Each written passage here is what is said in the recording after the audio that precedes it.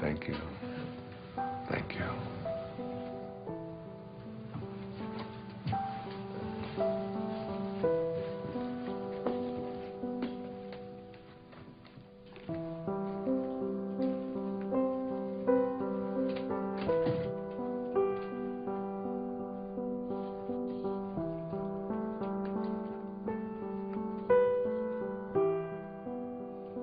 Thoroughly unprepared, we take the step into the afternoon of life.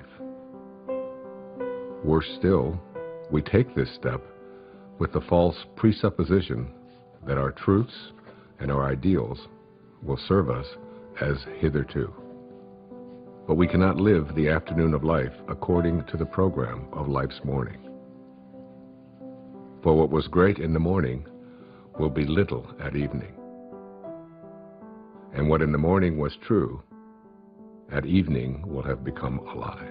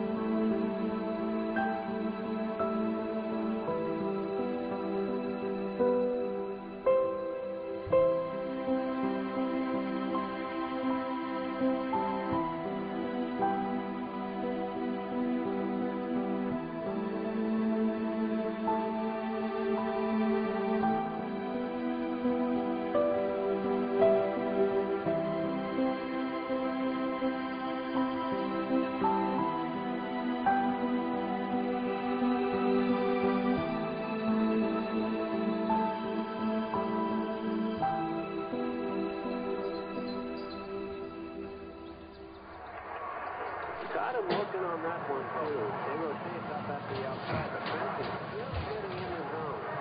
Oh, hey. Thanks. Thanks, honey. Oh, hey, can I get some cream? Sure. Sorry. You too, sir. Thanks.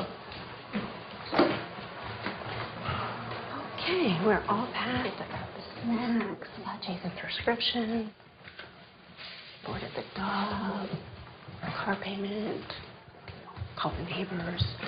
Hey, Jack. Jack?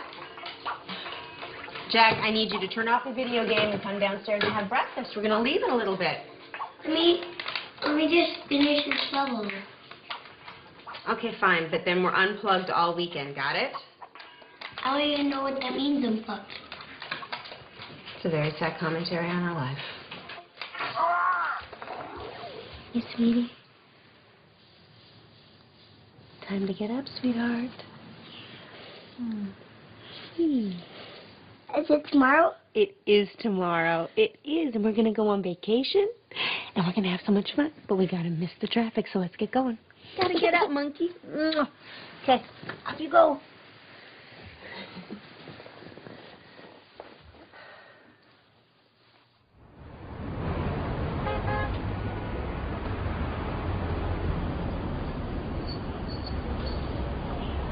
You're overreacting, Larry. I don't know what they can do. They can do a lot of damage to your image, Chad. Now listen, you have a brand to protect. More development can't afford lawsuits from environmental groups. This just isn't the right climate for that kind of stuff. What are you suggesting? I suggest you decide on some sort of compromise, or we'll be tied up in court, and you won't be able to start this project at all. You know, why didn't this come up when we did the impact report? I mean, for God's sake, we're talking about a tree. No, it's more than a tree. Chad, your pre-sales are already dropping, and now you're giving off the appearance of being insensitive. I am insensitive. It's a tree. You're paying me a lot of money for You know advice what, that you're not Larry, listening we'll to. talk about this later. No, wait a minute, Chad. You're charging me Chad, by the please, minute. I'm hold on. hanging up now. Don't hang. What was that about? I'm 80% done with this subdivision. Why don't you just not build near the tree? Then I lose money, and you don't get your bonus. I'm not reconfiguring an entire section of it because of a tree. Never mind, then. Have you made a decision about the board meeting this weekend in Monterey? Wait, what is this about? The House of Hope and Promise. Next time someone asks me to be on one of these boards, shoot me. Hugh Johnson is on it, remember?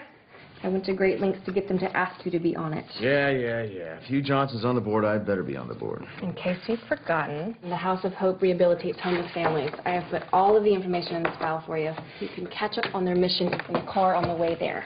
I know what their mission is. It's to give handouts to people who can't handle things themselves. You know what? I never got a handout, and I managed okay. I will call your publicist and get them to say something about your philanthropic work. Hey, actually, that's a good idea. That'll deflect from the whole tree issue. Always thinking.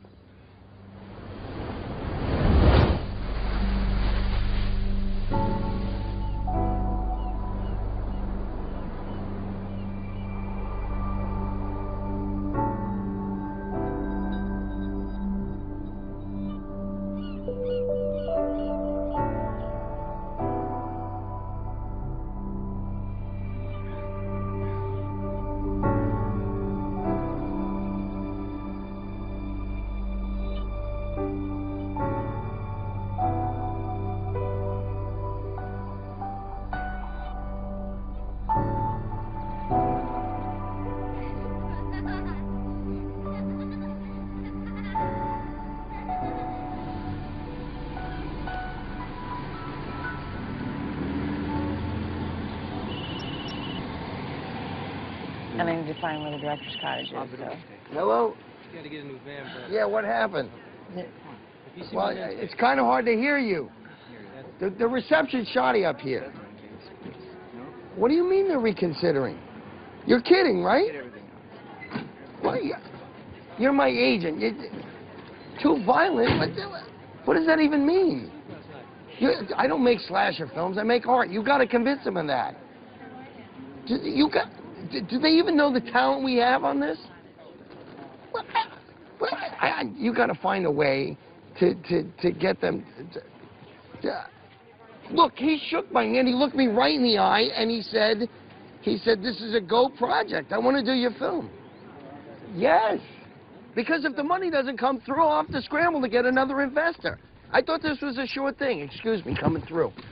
You want to make me happy? Get the money for my film. That would make me happy. I gotta go. I'm on the Wayne Dyer thing. Bye. Wow, damn. Is there anything we could do? You got about $5 million? If I did, would I be here? Then I don't think you can help me. Cheer up, David. it's a quick job. It's quick. It's quick and fun. It's 6:30 in the morning, Sarah. It's not going to be fun. It's just a job.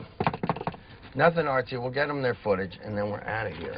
Wayne! Good morning, David. How are you? I'm great. I hope this isn't too early for you. Oh, no, I've been up for hours. Good, good. This is Rob, our cameraman. We're very lucky to have Nice him. to meet you.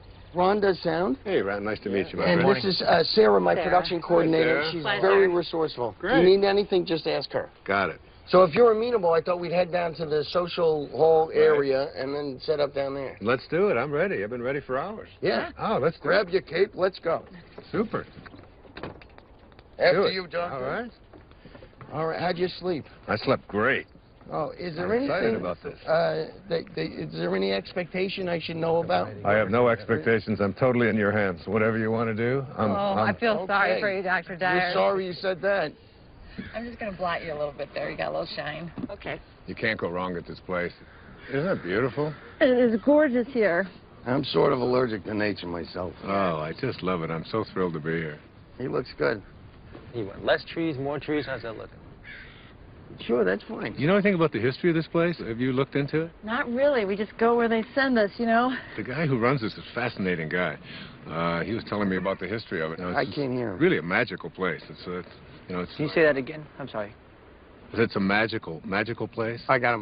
Back in 1913, Julia Morgan, she was an architect, Oh, right. and she designed this entire place. They set it up as a conference center for the Western Division of the YWCA, and they would hold all of their meetings here. And the name of the place, it's called a Silomar. You know, who knows what a Silomar is? And I was asking him, he said, well, a silo or a silio means refuge, and mar means sea. It was. If we're good, we can start. That's interesting. Hear that, David? I heard it, together. yeah. This is a refuge by the sea, and it's just stunning. It's just so beautiful. I'm so That's excited great. to be here. Wayne, just so you know, tomorrow and the next day, we'll just ask you questions, and you go ahead and answer, and then we'll move locations and do more of the same. And I'll also be shooting some B-roll over the next couple of days. What again? B-roll? B-roll, like walk the and bees, talk you and shooting the bees exercise. that are here? Yeah. Listen, it's your vision. I'm open to anything. Whatever you see, I'm happy to go along with it. Well, I'm more of a technician on this one. Really? Well, you know what? You might find yourself learning something. Maybe. Well, I'm open to it. Great. Let's go ahead and roll camera. We're speeding. Sounds good. All right, Sarah, would you be kind enough to slate it? I would love to. You're going to slate me? I'm going to slate you. All right. Dr. Dyer, interview 1. Okay, Wayne, you came up here to write your latest book. Can you tell us a little bit about what you came up to write about? Yeah, I'd be happy to. One of the things that has intrigued me over the years is so many people coming up when I talk about purpose and finding meaning in their life is what is my purpose? How do I find it? It always seems to be eluding me. I can't seem to get there. I've always felt that the real purpose of life is just to be happy, to enjoy your life, to get to a place where you're not always trying to get someplace else. So many people spend their lives striving, trying to be someplace that they're not. They never get to arrive. One of the ways to understand about how to find your purpose in your life is to return to nature, to find your own nature. I wrote a book a few years back called Change Your Thoughts, Change Your Life, which was based upon the ancient teachings of Lao Tzu in a book called the Tao Te Ching. Lao Tzu reminds us that all being originates in non-being. Jesus put it this way in the New Testament: it's the spirit that gives life. That you didn't really come from your parents. You really, all of us came from this place called spirit. And when you showed up here in this world, you showed up here from a tiny little drop of human protoplasm, a speck, if you will, and everything that was in that little speck that became you, everything that you needed was in that tiny little speck. One of the most important metaphors that I ever used is that the first 9 months of your life, from the moment of your conception until the moment of your birth, everything was being handled for you. There was nothing for you to do. You don't get consumed with the color your eyes are going to be or what your body is going to look like. It's all taken care of for you. You just surrender. I call it a future pull. And it's pulling. It's pulling you in the direction of whatever it is that you were supposed to be. And to me, it's not too great a stretch to say if everything you needed for the physical journey was already handled in there, then why not everything for the rest of the journey as well? All of your purpose, it's in there. All of what your personality, it's in there. Everything that you were to be, not just the physical you, but everything, if you just let go and allow. And so we're born. And we look at this beautiful little creature. As parents, I have 8 children. I've seen it happen many times. And you look at this beautiful little child, and you look at it and you say, great work, God. Great work. Couldn't be any better. We'll take over from here. And then we're surrounded by all these people, our family, our culture, wherever we go. And we begin to be told that we can't really trust in who we are. We have to trust in something outside of ourselves. So we're on a journey towards ambition. Once you begin to say, we'll take over from here, you introduce something, you just take this perfection and you just edge out the Creator. You edge God out. E-G-O. Ego. This ego is the part of us that starts to tell us who you are is not this perfect divine creation, this piece of God that you came from. It doesn't say that. It says who you are is what you have. It begins with things like our toys, and then our bank accounts, and then the possessions that we have. Before you know it, we begin to identify ourselves on the basis of our possessions. We begin to take on a set of beliefs about the more that I have, the more valuable I am as a person. And so we spend our lives taking these young children and immersing them in a culture that emphasizes more. It becomes almost a mantra of the ego. You have to have more. And the more you have, the more you are aware of how much other people are trying to take it away from you. The more you get consumed with how do I protect it and how do I make more of what I have. The dilemma here is that if you are what you have and things go away, then who you are also goes away in the process. Going somewhere? Yeah, I thought I'd come with you. Why? Why not? Because this is a work thing. I'll be in meetings all day tomorrow. I'll have nothing to do. Doesn't matter if you're busy. I'll go shopping or something. I'll be fine. Hi. Sorry, we won't be needing you after all. Thanks, you can go. What are you doing? Oh, come on, it'll be a beautiful drive. Which car should we take? You are not coming, and I do not want to drive. I want to be driven because I have work to do. Okay, well then I'll drive. Let's take the Porsche. Denise, the place I'm going, it's not the kind of place you're used to. It's rustic. I think I can handle it, Chad. I know how to rough it. You know, I don't understand the sudden desire to spend time together. I just want to get away. Would you prefer I got my own room? Okay, what's wrong with you? Maybe I'm interrupting something. Oh, come on. Are you meeting someone else? Of course not. Look, I don't even want to go to this thing. Well, then, all the more reason I should go with you. You're not going to fit all those bags in the Porsche. Why don't you help me try? The second aspect of the ego is this idea that I am not only what I have, but I am what I do as well. We are... You going to get that? No, no, please. Go ahead. Oh, it's all right. No While we're problem. stopped here, do you want anything, Dr. Dyer? You want water or anything? No, I'm fine. Still rolling, guys. We're cutting. What? Oh, keep rolling, keep rolling. Please. So, second component of this ego is the idea that not only is who I am what I have, but it's what I do. And what I do becomes this thing called achievement. And in this whole world of believing that I am what I do, we become consumed with this whole idea of my success, my value, my worth as a human being is based upon how much I accomplish. So I have to make more money, I have to get a promotion, I have to compete with everybody else who's trying to get what I have. We are taught this over and over and over again. All of our young people are taught this when they go out into athletics. The most important thing you can do is be number one, and you say, we're number one, we're better than everybody else. And we constantly find ourselves in this competitive notion again of believing that our world is one in which we have to compete.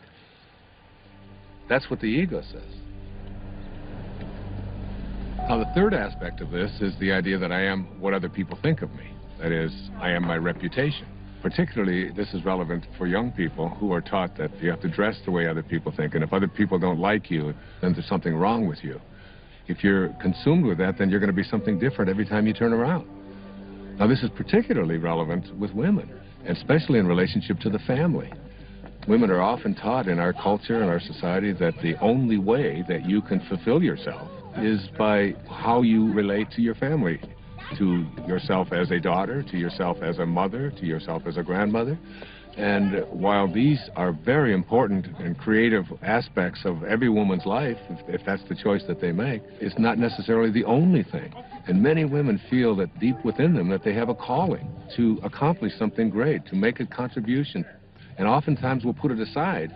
So what I encourage women to think is, don't ignore that calling inside of you. Don't ignore the part of you that says you came here to create something powerful, and you have just as much of an influence in doing that, just as much of a right to do that as anyone else does. Sure, I saw that one too. I wonder if I can get the whole collection on DVD. I think that might be a possibility. You know what my favorite episode is? I don't. Kick the Can. Now that is a good one. You know, when all the old people become young again. Yes, heartbreaking, isn't it? You know, the other episode I like is the one where... You know what, I'd like to check in. I'm sorry. Are you with the wedding? No. There's a wedding? People actually get married here? Yeah, all the time. I'm not criticizing it. I think it's charming. Chad Moore. More development? Yes? Ethan Lipton. I used to work for your company a few years ago. Oh, right, yeah. Yeah, in accounting. Yeah, sure. Darling, we'll talk later, okay? Okay, great. Oh, be sure to tell the guys to show up on time tomorrow night at the rehearsal dinner. This whole weekend is going to be a continuous celebration of love. Well, I do like love. Well, that's why I'm in this business. Bye. Are you getting married? No, I'm with the band. Oh, well, have a fun weekend of love. You guys too.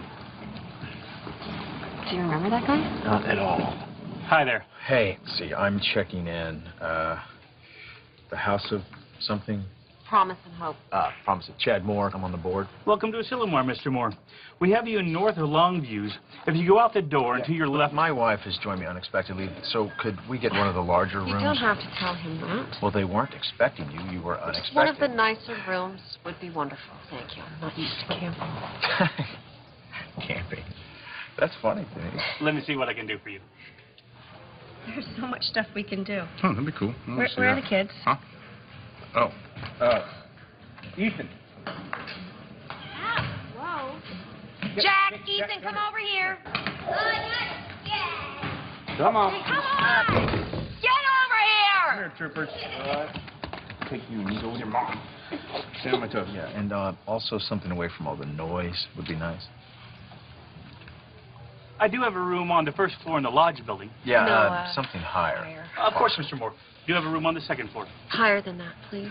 I'm afraid that's about as high as we go here. You're kidding. What a waste of real estate. I think you'll like this room. It has a balcony. All right. If you say so. Give me a second.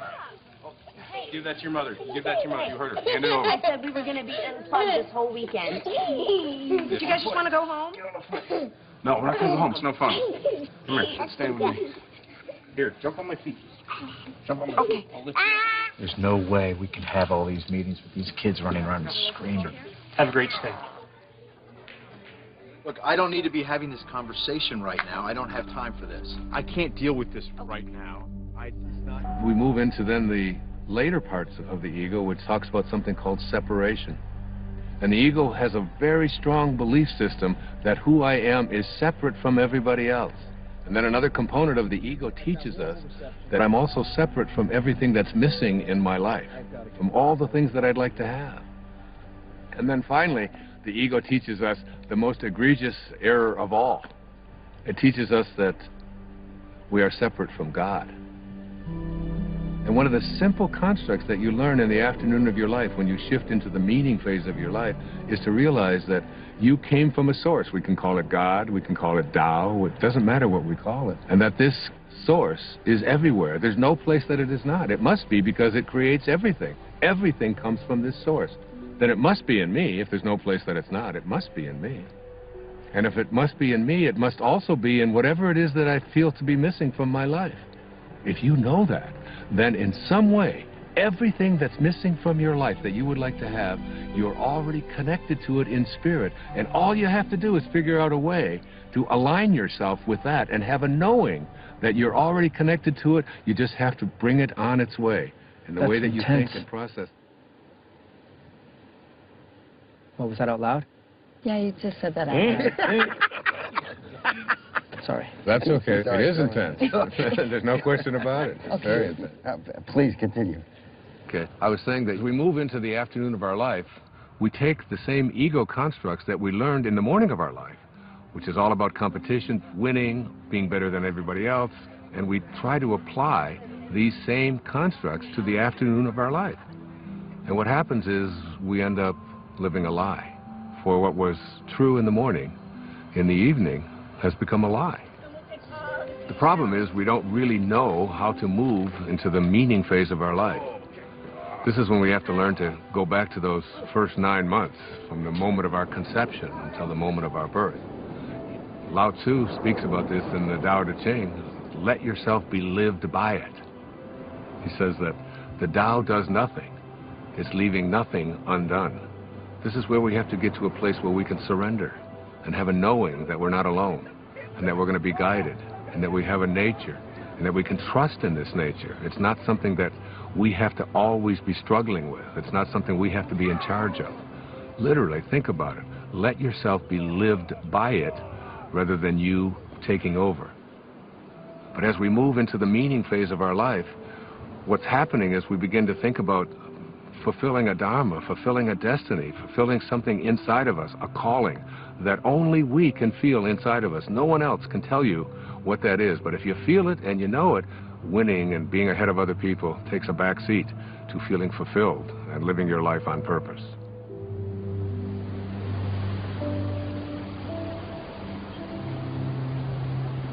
I'm coming to get you. No! Ethan! Don't throw sand!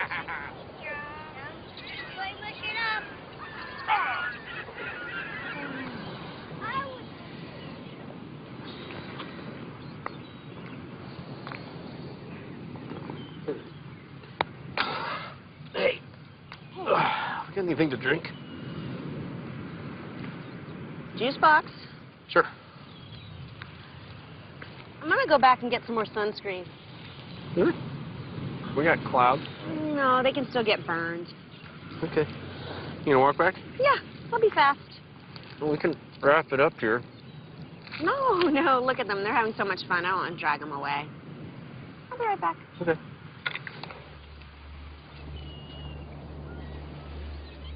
You got some great stuff. Well, I think it was a good start. I think it really was. I think you're going to see this thing come together in some unexpected ways. You're going to be surprised. You really are. Directors don't like surprises. Well, you're in for some. Great. I'll see you in the morning. I look forward to it. Thanks for everything. It was great. Thank you. Thank you, guys. Thanks for everything. Yeah. Thank you. You're welcome. See you later. Yep. Okay. See you tomorrow. Thank you.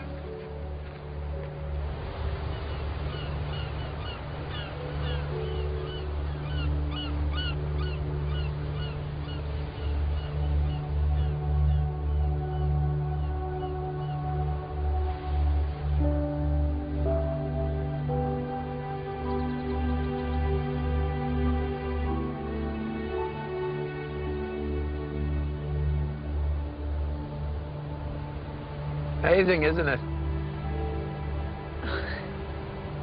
Yes, it is. Looks like they're reaching for each other. Sorry? Well, the trees, it looks just like they're reaching for each other.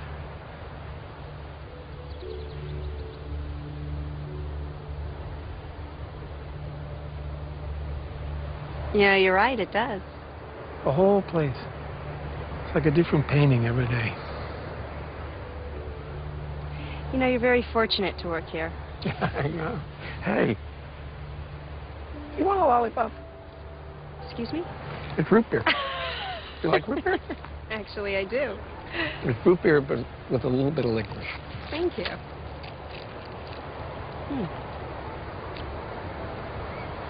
I like it.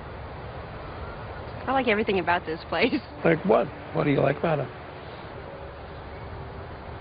I don't know,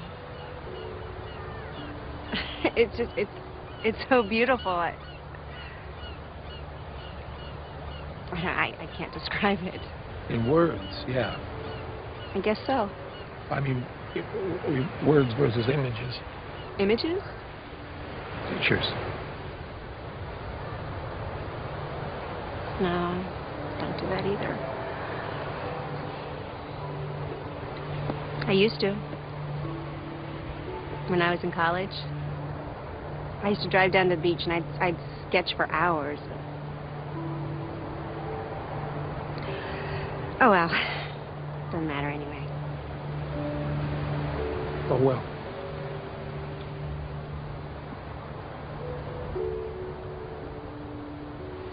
Hey, Mom. Where you been? What? We got cold. You eating a lollipop? I am. You got any candy for the kids? No, I'm sorry. Oh, that's all right. Let's go back. Come on, buddy. Let's go. Yeah. All right. It's okay. Here. You want a lollipop? I don't get it, to be honest with you. That really doesn't surprise any of us, David. Seriously, if I didn't have ambition, nothing would get done. Is that supposed to be a comment about us? You have a napkin, please. You know what I mean. Like we're supposed to sit around and wait for things to happen to us magically. There's nothing wrong with a little magic in life. I can't trust magic. What I can trust is my own will to get things done. That's my main problem with what Dr. Dyer's saying. Okay, he's right there. You want to keep it down? He didn't hear me. Dr. Dyer, you want to come hi. join us? Sure, I'd love to. How you guys doing? Great. Good. Chicken's great. Good. So, Dr. Dyer. Yes. We were all just discussing Right. the first interview and all those things you said. And basically, David thinks that it's all BS. What? David? Yes, really? I don't think all of it is. I mean, I'm entitled to my own opinion, right? Absolutely. You are entitled to your opinion, and I respect it. And you know, David, you don't have to get this all at once. You know, just get a little bit at a time. That's all it takes. You know, you just start practicing it. Eventually, it becomes a way of life, and you start living from a different perspective. I'm not really a spiritual person. I'm too busy. Yeah, spirituality is kind of like a luxury. That is true. I find it hard to find time to meditate. Let me ask you this. Do you think that you're an inspired person? Do you live an inspired life? Do you feel inspired? I have no idea. Really? Well, let's take an example. Let's supposing I had an apple pie that we had just made. And out of this apple pie, we take one slice. We take the rest of the pie, put it over here, and I take this slice and I give it to someone. Let's say I gave it to you, Ron, and I say, Ron, what is this? That's an apple pie. How do you know that? How do you know it's an apple pie? Because it came from an apple pie. So, well, you laugh, but I mean, the truth is that's a very profound statement that you just made, that everything in the universe must be like what it came from. You take an acorn and you'll never get a rose bush out of it. You look at yourself and you ask yourself the question, where did I come from? Who am I and what am I like? You know, instead of making our choices out of the place that we really are, our authentic self, we're making them out of the ego. And every time we make choices out of the ego, all kinds of things begin to happen to us that take us away from finding meaning in our lives. How do you know if you're making a choice from your higher self? You gauge everything on the basis of how you feel. Are you stressed out? Are you anxious? Are you fearful? Are you angry? Do you feel good about yourself? Do you feel like you're on purpose? Do you feel like your life has any meaning? When you're operating out of the only part of yourself that is authentic, bliss is your response. But what about the upside of ambition? I mean, I'm a filmmaker, and if I didn't, doesn't ego serve me? I mean, if I was going with the flow, I'd never get a movie made. That's a conclusion that you've come to because you think out of the ego. You know, the fact is that you might even be able to make much greater films if you came out of a higher place. Imagine yourself as being able to live and work and do everything that you do from this place that, well, it's called Dharma. What's Dharma? Dharma is a spiritual principle that implies there is a purpose to our lives. Like an otter has a dharma, a bird has a dharma. Everything has a purpose. And when you find yourself living from that purpose, you have found your dharma. Your dharma is something that you will be living by. And rather than constantly using the ego, you will begin to say, this is what I'm here for. It's like, I call it a calling. It's like an inner calling. How do you know what your dharma is? Like, what if you can't even find your dharma? Yeah, I can't even find a date, let alone my dharma. Well, your dharma isn't anything you're ever going to find. Your dharma is something that you're always connected to. It is your divine purpose. It is something that you are aligned with throughout your entire life. The ego has kept us away from it. Excuse me, I have to take this. This is what I'm talking about. I'm sorry to interrupt. How does this help me find a date exactly? You don't need to find a date. If you live what I'm talking about, you'll understand that everything will be perfect and everyone that comes into your life will come in on time perfectly. You're a divine creation of God. You're a spiritual being. You don't need anyone else to confirm that. I love that. It's true. Dr. Dyer said it was. It is true.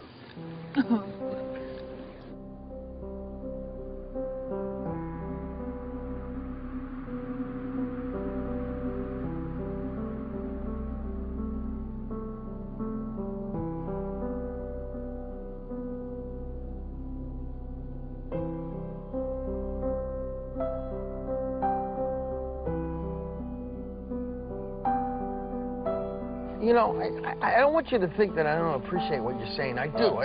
Not that you would necessarily be concerned with what I'm saying, because that's the ego telling you what to think, right? So you were listening? Yeah, I'm listening. I just think it's good to have a plan. Well, what's your plan? To be a successful filmmaker, to make a name for myself, to make money, to have a good relationship. So you're talking here about prosperity, you're talking about abundance, you're talking about happiness. I haven't any problem with that. I've been attracting abundance and prosperity into my life forever. I think it's actually quite easy to do. I really believe in that. For you? Well, you know, the problem what you're talking about here is the ego. The ego and your attachments. You know, you become attached to you know, how much money you're making and how well your film is doing, and is everything working the way I've been told that it should work. When you become attached to things and they go away, you then lose who you are. But it feels so much like survival. We're not talking about survival here. We're talking about a shift away from the morning of your life and having to do everything for external reasons and moving into a higher place in your life. Why don't we start with that tomorrow? How to make this shift? It's a good idea. You know, I tell my audiences all the time that if this is something new to you and you've never heard it before, There's a shift probably heading your way as well. Ha! That's all I need. It could happen.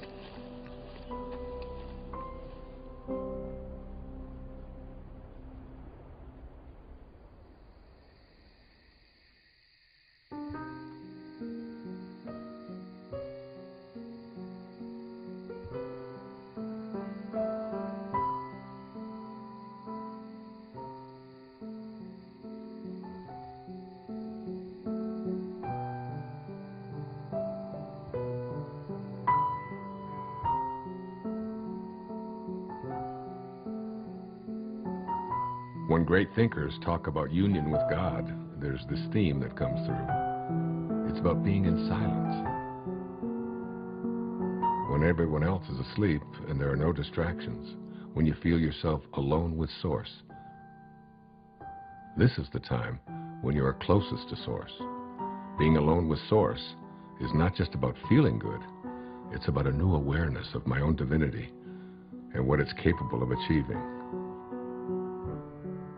It's all about returning back to the place that you came from. T.S. Eliot has a great quote, "We shall not cease from exploration." And the end of all our exploring will be to arrive where we started and know the place for the first time. I got a cut. Wayne, hold there for a minute. Hold there, Wayne, for a second. What is it? It's a bad angle. I gotta be lower. How long? 5 minutes. Wayne, take 5. Just hang there. We're readjusting the shot. Absolutely, no problem. You want some water, Dr. Dyer? No thanks. I have an ocean here.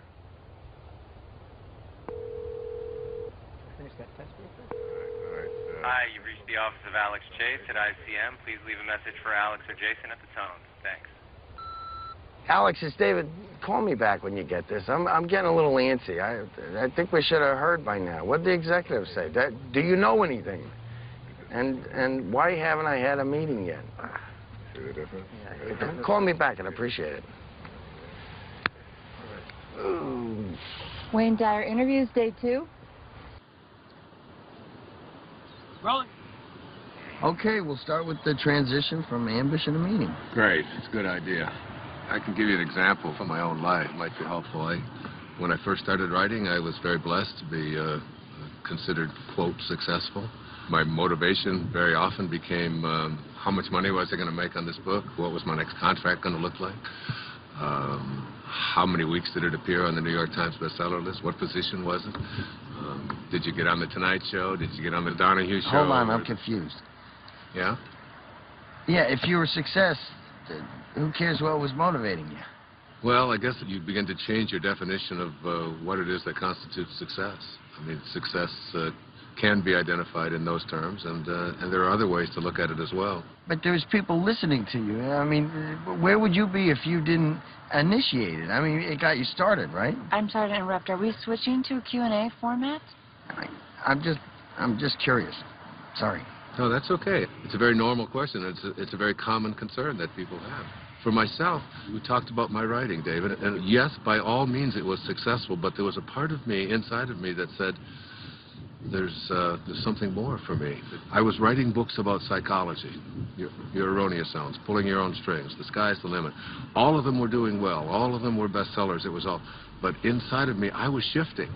There was a calling to something else, and I could see the shift taking place in my life.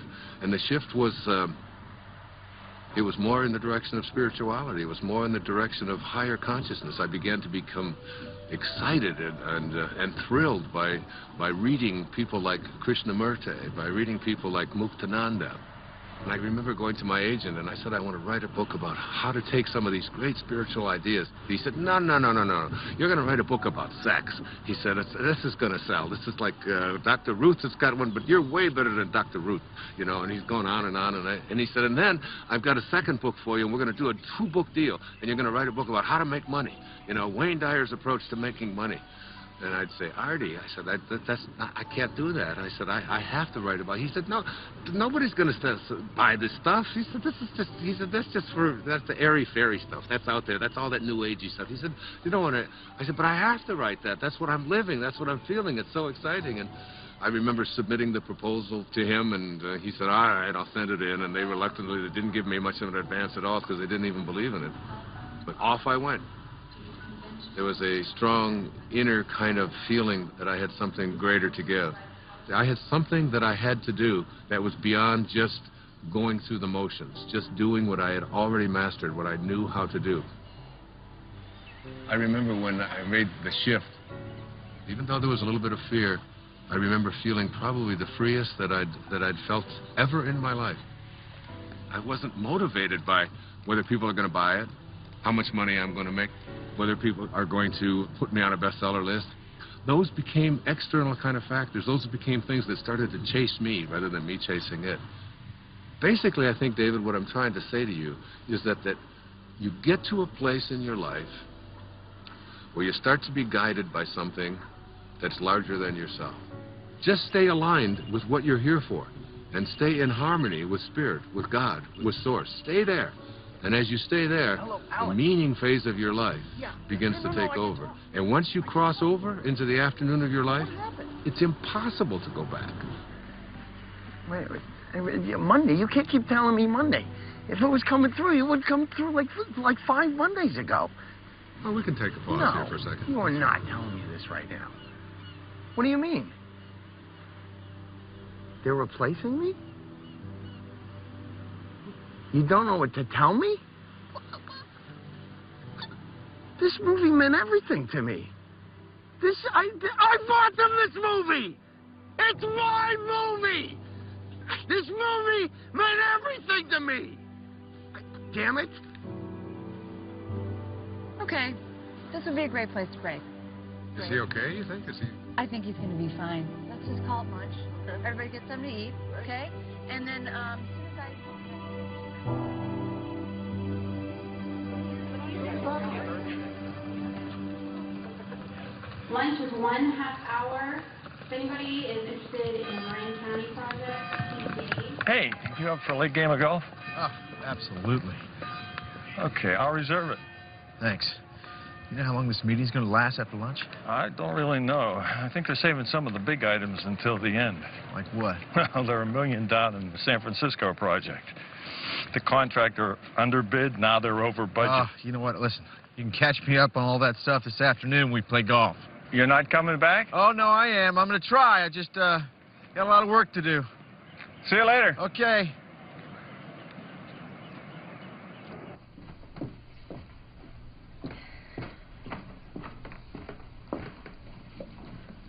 Good book? Not bad. I'm sort of a slow reader, but it's being patient with me. You said you worked for my husband? A long time ago. I don't think he remembers me. Oh, I think he remembers you. Well, he let a bunch of us go all at once, because, you know, he needed to scale back. Sorry about that. Hey, it's okay, truly. It's one of the best things that ever happened to me. I needed to try some different things, pursue some other avenues. Like your music? Like my music, yeah. Well, it sounds like your story has a happy ending. Not yet, I hope. No. Don't rush me now. No, that's not what I meant. I meant you seem happy. Come on. Hey, you know what? You and Chad ought to come to this party that we're playing at tonight. Oh, thanks anyway. Yeah, come on. It's supposed to be a continuous celebration of love. Isn't that what she called it? Oh, yes, I think she did. Okay, so you guys have to be there to help us continuously celebrate. I can't crash a party. I just invited you. You can't invite us. Too late. Sorry. Happened. No. Thanks, though. I'll see you around. Okay. Wear something comfortable.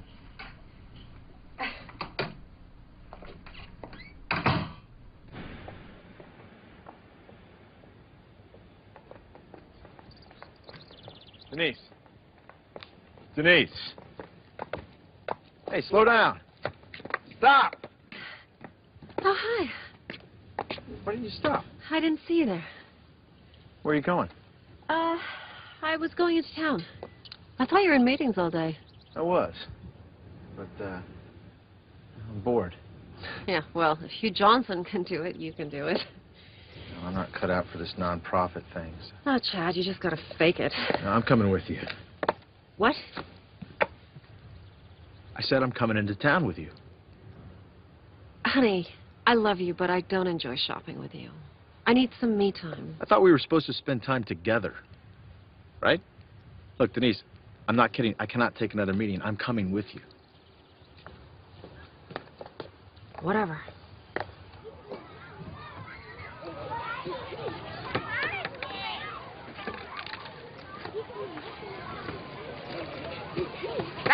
Hey! Guys! Stop it! Take it over there or you're going to lose a water gun.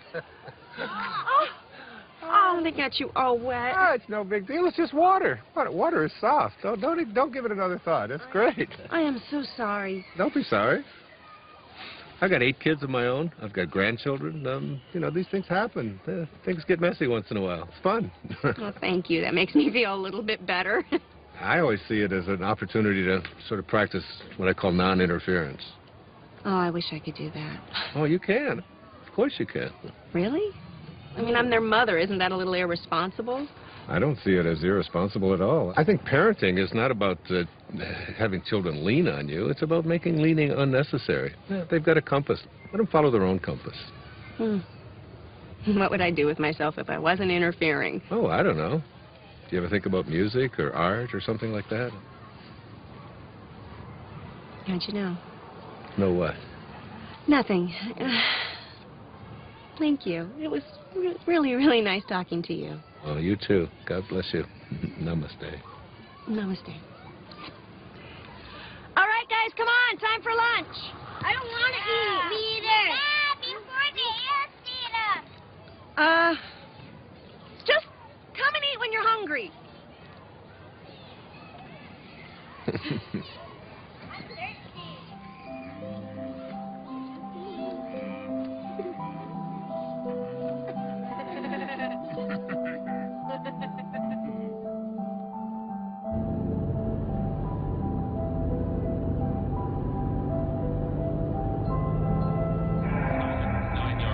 Touchdowns and only 5 interceptions. Now listen, Bob, the next Peyton Manning you want to put in. I agree, and definitely had that signature moment during the game against the Bears.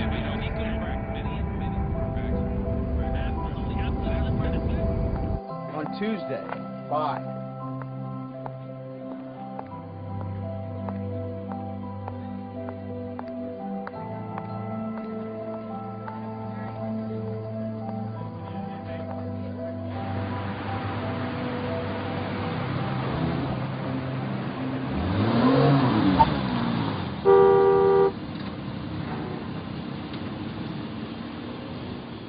I think I'll return that dress.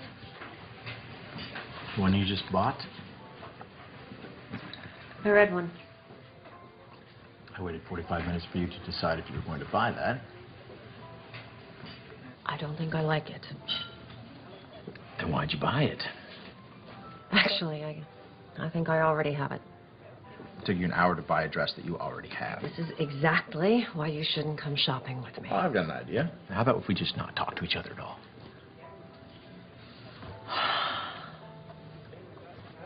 Jesus, Chad. I really should have come alone. I've got a lot on my mind. You've got a lot on your mind. What could you possibly have on your mind? All right. I wasn't going to tell you this until tonight, but...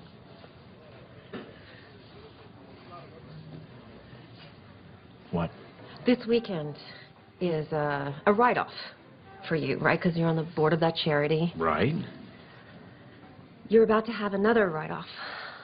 What's that supposed to mean? Ugh, God, I'm trying to put this in a way you can relate to. Yeah, well, I'm not relating. I'm pregnant. What? You're joking.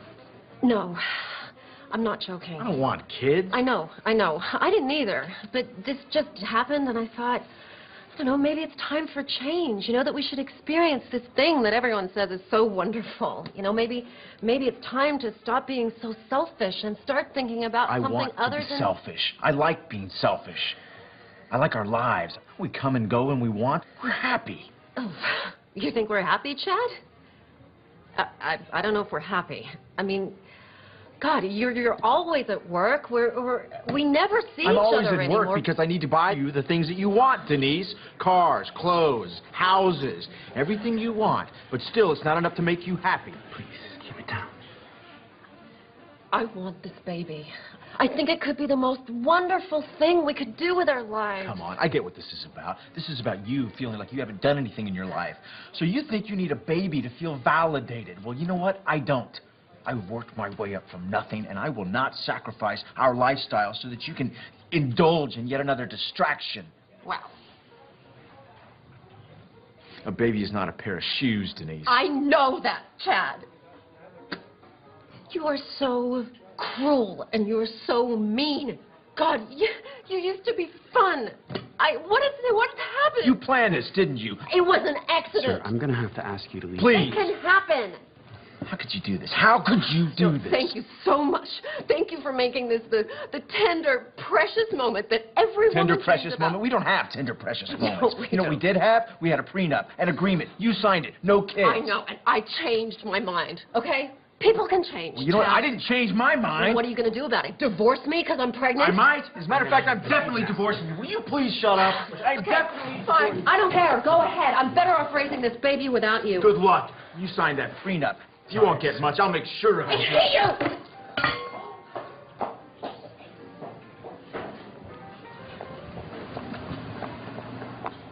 you! Sir. I'm fine.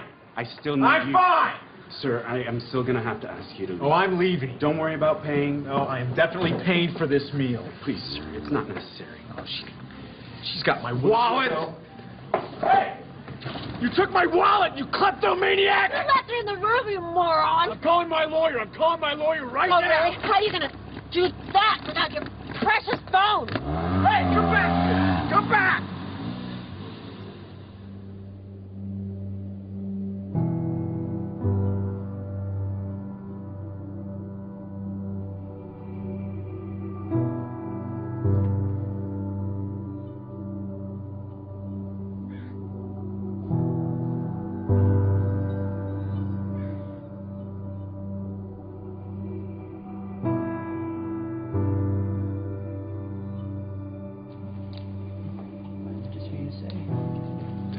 Testing. 1, 2, 3. Can you hear me? Great. Okay. Dave. Nice of it being in the cold, Dave. huh? It is. You want to stay with the same frame size, right? Yeah, sure. Okay, guys. Ready. Okay.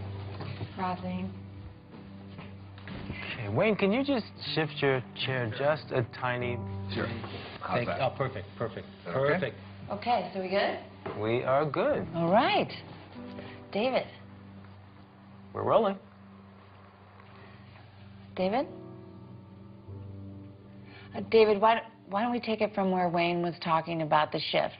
We can just continue from there. Sounds good to me.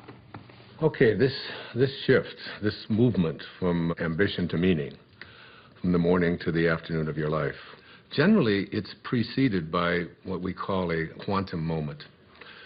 Sounds strange, perhaps, to use a term like that, but quantum moment really refers to the characteristics of what it is like when you have what Maslow called a peak experience. The first of these qualities, there's 4 of them. The first of them is that it's very vivid. The second quality or characteristic of these quantum moments is that it's a surprise. And the third characteristic of these quantum moments is that they are benevolent. They always feel good. The fourth and final quality is that it's enduring. That is, it isn't just something that comes and then goes and it's out the window. It lasts with you forever. For example, I left drinking behind in my life 21 years ago. And I couldn't even imagine that I could have given it up because I'd always had 2 or 3 beers every single day for the previous 10, 15, 20 years. I couldn't even remember a day when I hadn't. And I knew that I had to make that change. And it was 4:05 a.m. in the morning. I could remember the clock when it turned. I woke up, and there was like a breeze in the room, something that I'd never experienced before. The smell of roses. This was 21 years ago now. I can tell you what was hanging on the closet, the hook that I had there. On the mirror there, I had a cartoon that I had there. I can still see that thing exactly as if it happened this morning. The vividness of this is something that I've never, ever been able to forget. I can remember how surprised I was at what was happening at that time. It was almost as if some kind of force had taken over, and I was just amazed by it. So if you're lucky this happens to you, David, it has nothing to do with luck. It's like when the moment is right, when you are in a different state, in a different place in your life, exactly what is supposed to happen will happen for you. The low points in your own life, these times when you think that nothing could go any worse, oftentimes are the things that we need to propel ourselves to a higher place. Let me give you an example. The night before that moment that I just described to you, I had taken my entire family, 5 children, and my wife, and we had all gone to this restaurant. And like I always did, every single time I went to a restaurant, I ordered not just 1 beer, but 2. And that was so that in case the waiter wasn't there when I wanted my second one, I would be able to have it. And the waiter said to me, "Oh, excuse me, sir." He said, "I'm sorry, but I can't serve you alcohol." And I said, "Why?" He said, "Well, last night one of our waiters served someone who was underage, and we had our license suspended." I said, "Come on, we're getting out of here." And I made each one of my children get up, get back into the car, strapped into their car seats and so on.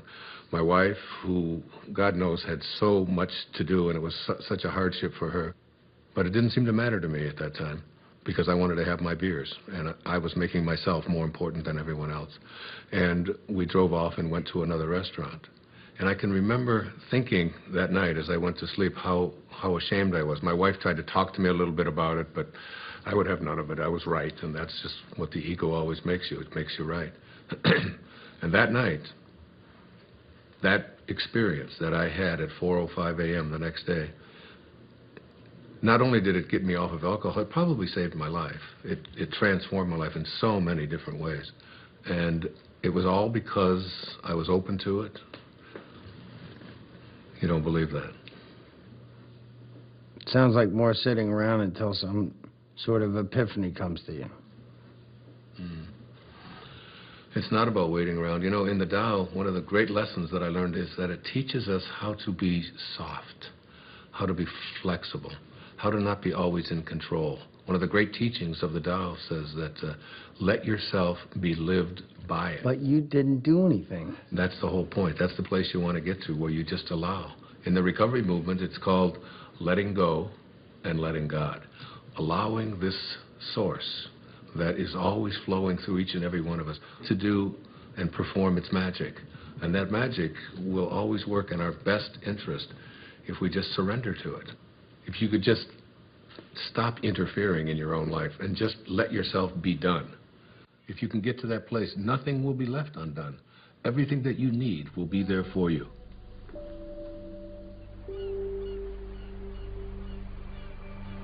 It's mysterious for most of us because we believe that we're the ones who have to do everything. Isn't it interesting that you had everything you needed in the first 9 months? Why isn't that true for the next 90 years? Because we interfere. When I was 19 years old, I was in the United States Navy and as an enlisted man. And I was given my assignment to join the aircraft carrier, the USS Ranger. And it was on deployment in Yokosuka, Japan. So I boarded a refrigerator ship, the USS Vega, in Alameda, California. And just as I was getting on that ship to take my 29-day voyage across the Pacific Ocean, my Uncle Bill Volek, who was a school teacher in Hayward, California, handed me a copy of a book. And the book was a collection of short stories written by Leo Tolstoy. He wrote not just great novels and great stories, but great spiritual literature as well. He was considered to be the soul of Russia. And the first story in this collection was called The Death of Ivan Ilyich. Now, Ivan Ilyich was a judge who lived in Moscow. One of the more important features of this story is his relationship to his wife, who he basically hated because he despised his work. And he felt that she had pressured him and pushed him into doing this, that it was a prestigious thing to do. And he was filled with internal rage and anger at what he had done. The title of the story kind of gives it away, The Death of Ivan Ilyich. You know he's going to die. Now, Ivan Ilyich was lying on his deathbed, and his wife is holding his hand, this woman that basically he despised for all of his life.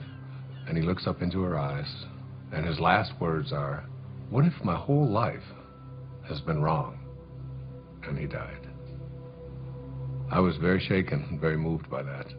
And I took out a pad of paper and I wrote a note to myself. And I said, "Dear Wayne, don't die with your music still in you." And I've lived that for my entire life. When you die, you will return to that source, and you will be in that space of love.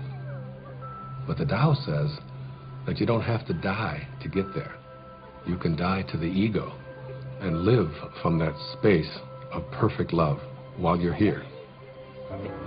That vivid, surprising, benevolent, enduring quality that defines the quantum moment that leads us into the shift is really an indication that you're returning back to the source. You're beginning to live from the Tao. It's reconnecting with the field of intention. In Greek, the word enthusiasm breaks down to entheos-iasm, which means the God within. When you have passion, when you have enthusiasm for something inside of you, that's really God speaking to you and saying to you, don't get to the end of your life and have to be able to say what Ivan Illich said, what if my whole life has been wrong? I can't think of a greater tragedy than that.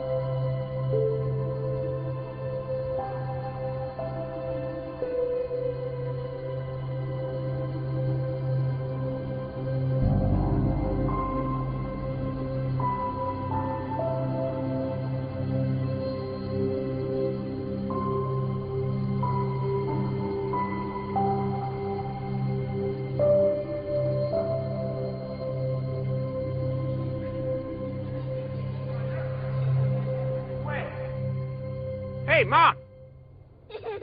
What? What is it? Where's the Mom? Where'd you go? I'm sorry. It's just... It's so beautiful. I was imagining how I'd paint these trees. You don't put paint on trees. Oh, no, honey. It's, like make a painting of it. You know, like you make a picture in school? Mom, you're not a painter. I haven't seen you paint anything. All right. Next one to that rock up there. Wiz, go!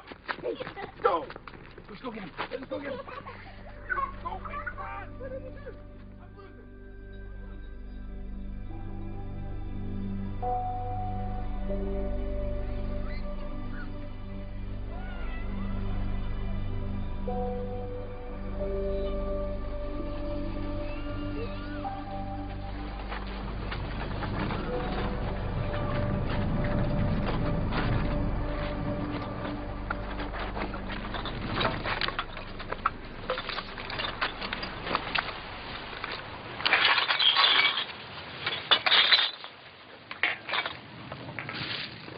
Hey, here's some money.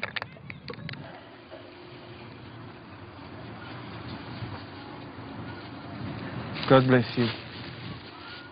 What? I said, God bless you. Why would you say that? I didn't even give you any money.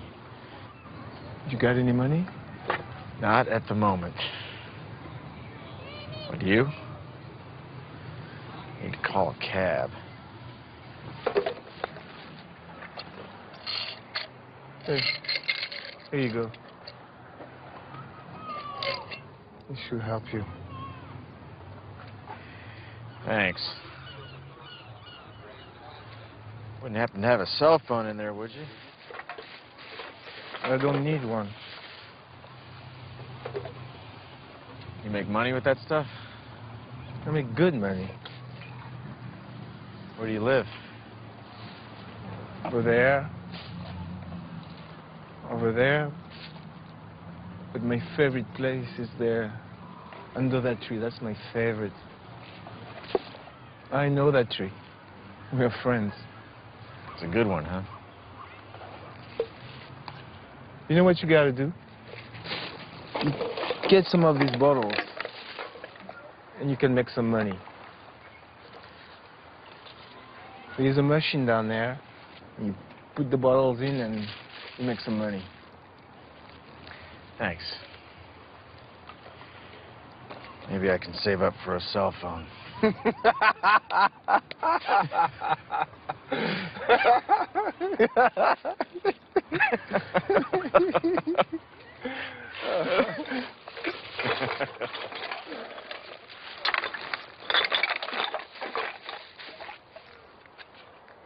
Hey. Do you have some money?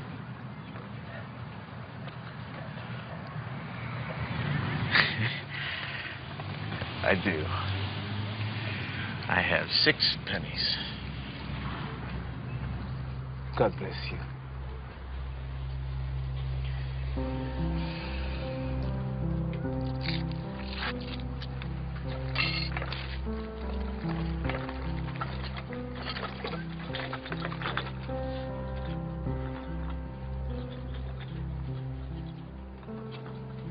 Synchronicities.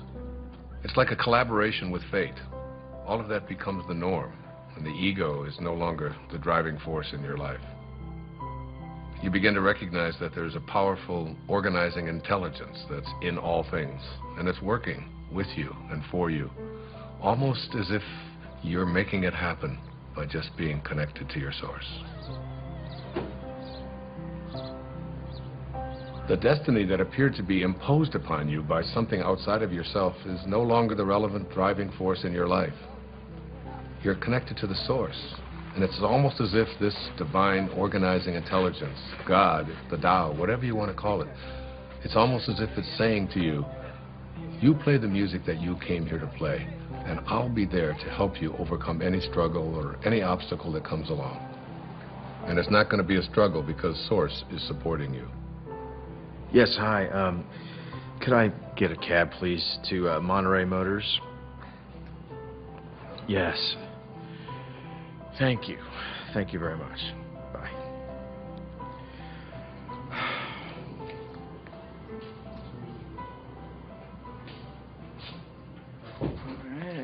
I can't stop thinking about what you said about a destiny being imposed upon you. Well, you know, I think all of us, each and every one of us, have a knowing within us. You know, it's been said that when you trust in yourself, you're trusting in the very wisdom that created you. It's there to tell us who we are and what we're meant to be. I know, but so much of Hey. society is putting stuff You wanna get a on drink? people. It seems No, like all the I'm good. time. Dr. Dyer, can I ask you a question? Sure. Are men and women different when it comes to this? Do they shift differently? It's very different, as a matter of fact. There's some recent studies that have just been published on that. I'd be happy to share them with you if you like. That would be great. Okay, super. All right, I'm taking off. Okay, man, I'll catch up with you.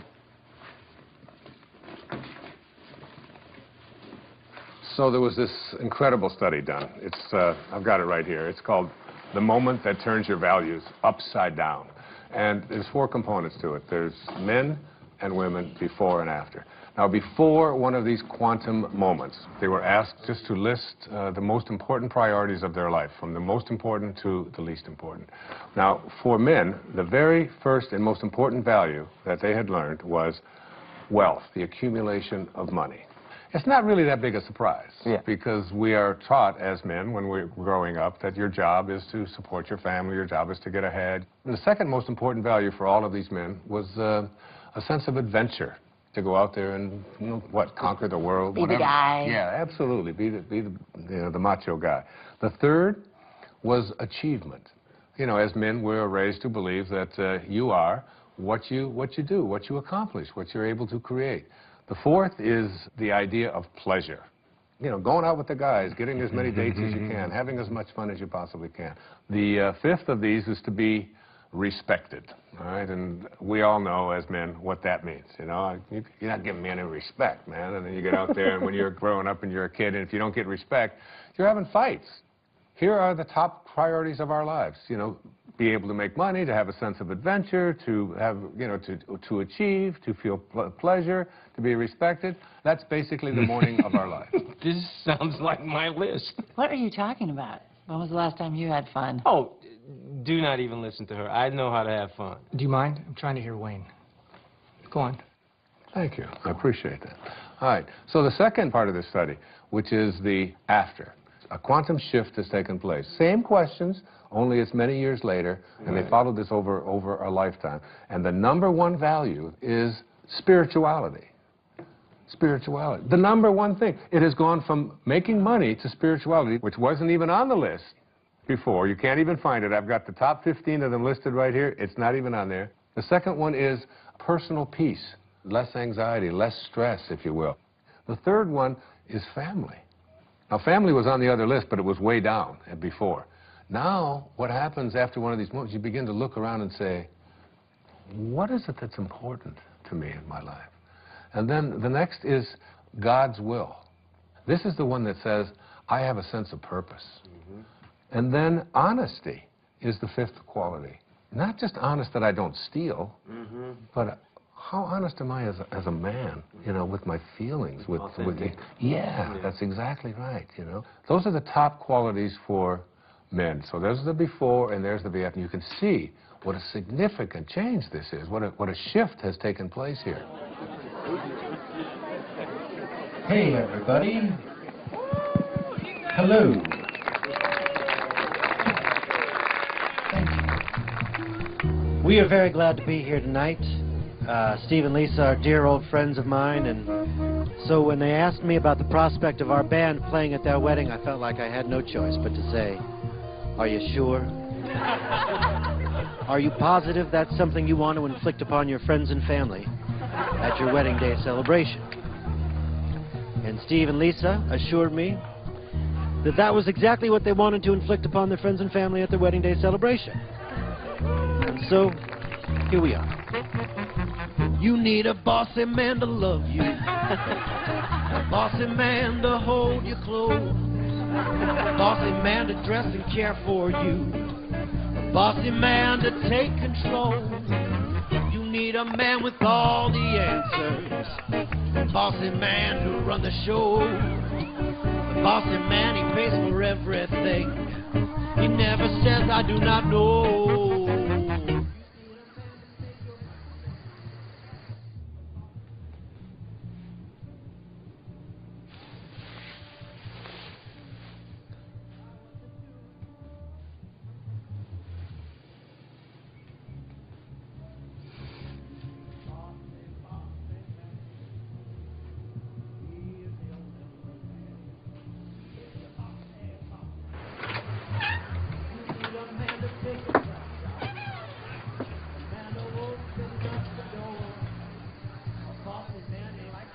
Okay.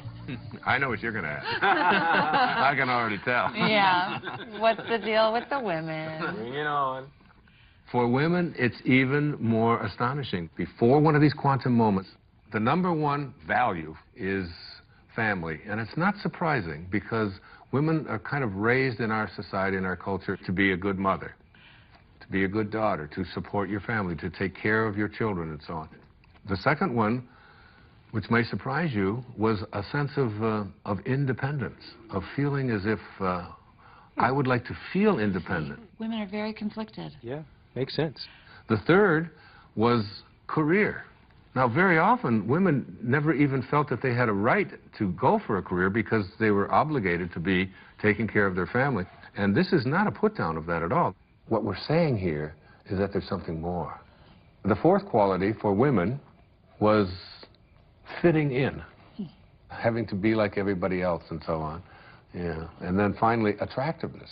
And this became not just like it's nice to look nice, but my whole values are, and how do I look, and where do we get this? You know what? That is so scary when you break it down like that, because where is it that we learn as women we're supposed to be pleasing everybody else all the time? Well, go on the newsstand. You know, all you see are magazines with pictures of girls with waists this big and, you know, with implants, lots of emphasis on makeup, having the right labels, carrying the right bags, and so on. So these became the top qualities or characteristics or values for women before one of these shifts. Well, I hope the after list is better. Their values shift dramatically. The number one value for women after having this experience is right here, is my own personal growth. Now remember, before it was like taking care of everybody else, doing the right thing, fitting in, and now it's all of a sudden, how am I growing as a human being? How do I feel about myself? And the second is a sense of self-esteem. Am I worth anything? How do I feel about myself? Am I a valuable human being? The third one is spirituality. My sense of my connectedness to something bigger and greater than myself. And then happiness. Again, this wasn't even on the list. It was almost at the bottom of the list before. How often have women been raised to believe that their happiness isn't an important thing, that doing what they are supposed to do rather than feeling, you know, a sense of, I'm entitled to be happy. And then a very interesting one, it's called forgiveness. This became very important in their lives. Forgiveness. That's good, because then you can forgive all those people that gave you bad information about what you're supposed to be doing. Yeah, there's a whole lot of resentment that begins to take place in people. It's what so many people just go along with. Oh, right. Joe. This is great. Hey, you're the best. Thank you so much. Yeah, this is great. We should be filming this. Thank you very much. Good night, guys. You guys did so well in the hike today. Good night. Can I have a glass of water? Of course you can.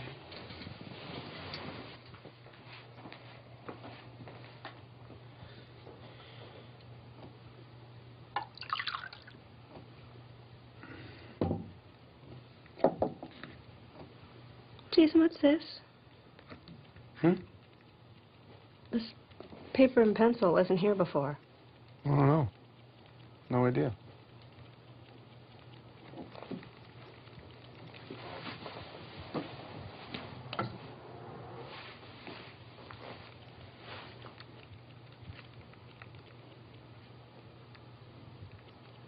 Hey, Jason? I think I'm going to take a shower. Okay.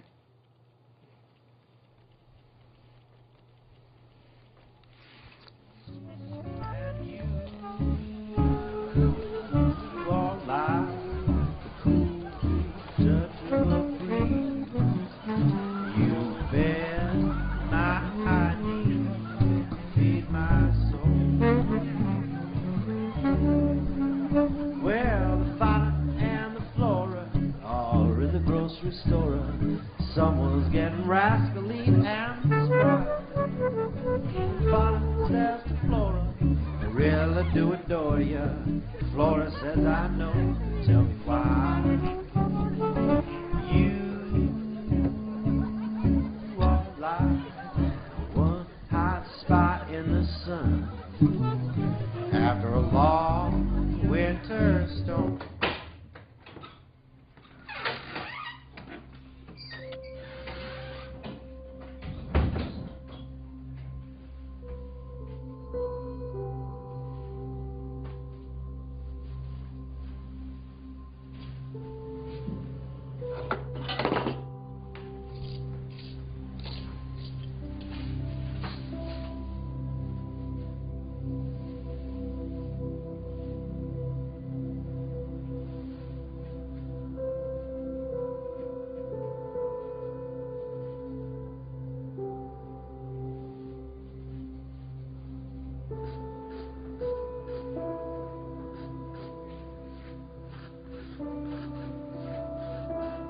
I don't know, would you guys like to hear? I think maybe the only true miracle that ever happened to me in my life. A real miracle? Yeah, it was an authentic miracle for me. It was a healing that took place that I still can't explain. So it was in the year 2000, and I had taken a group of 25 people on a spiritual tour to Assisi. I've made several visits there. In fact, I wrote an entire book called There's a Spiritual Solution to Every Problem, based upon the prayer of St. Francis. And I lectured for a couple of hours about it, and we all had visited the places where St. Francis had lived and performed so many of his miracles. The next day, we were going to take a tour to a place called San Damiano, where St. Clare, who was the first female to ever become a part of the Franciscans, lived. And on the third floor there was the bedroom, exactly as it was in the 13th century. There was a young man on that trip. He was 21 years old. His name was John. He was from Pennsylvania. He had cerebral palsy, and he had two very heavy braces on each one of his legs. We were going to go up to the third floor. Now, this was a winding staircase to get up to the third level where St. Clare's bedroom was. Now, John, in order to be able to go up the steps, he would have to move his leg out like this, you can imagine, and then he would go up the step, and then he'd bring the other one down, and then he'd go up the next step, and he would bring it back because his legs were stiff. But as we started to get into the very narrow part of the staircase, he couldn't, his legs wouldn't go out. He could only go this far, so he couldn't go up. And you can imagine he couldn't go down. It was impossible for him to go down. So there he was stuck. I was ahead of him. And he stopped me and he said, "Wayne, I'm in trouble. I can't go up another step because I can't get my leg out to the side. There's no room and I can't go back down. What are we going to do?" And there was a whole row of people behind waiting to go up this very narrow staircase. So you have the picture? Old people don't whisper, 'cause old people can't hear. We'll just talk louder and louder, year after year. Stop looking at me funny, get over here, and I'll whisper. Do you want a wine? Oh, no. Old wells grow stronger, old backs grow stiff, old feet grow wider and longer, old dreamers drift. I'm drifting over your way.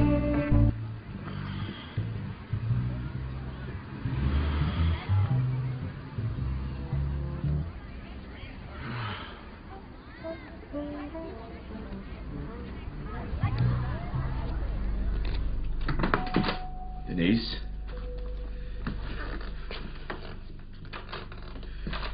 Denise?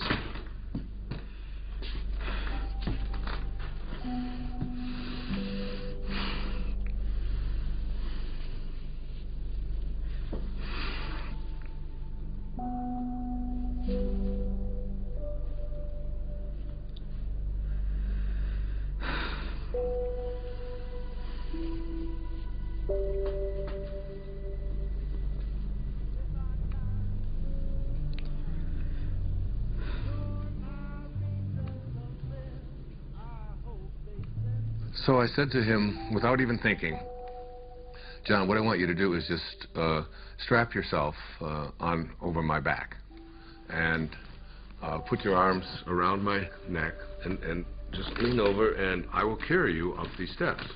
Now, what I haven't told you is that before we went on this trip, I had done some major damage to this right knee of mine, to a point where I had it examined by several orthopedic physicians, and I was told that there would come a time soon when I would have to have this knee replaced because it was down to bone on bone.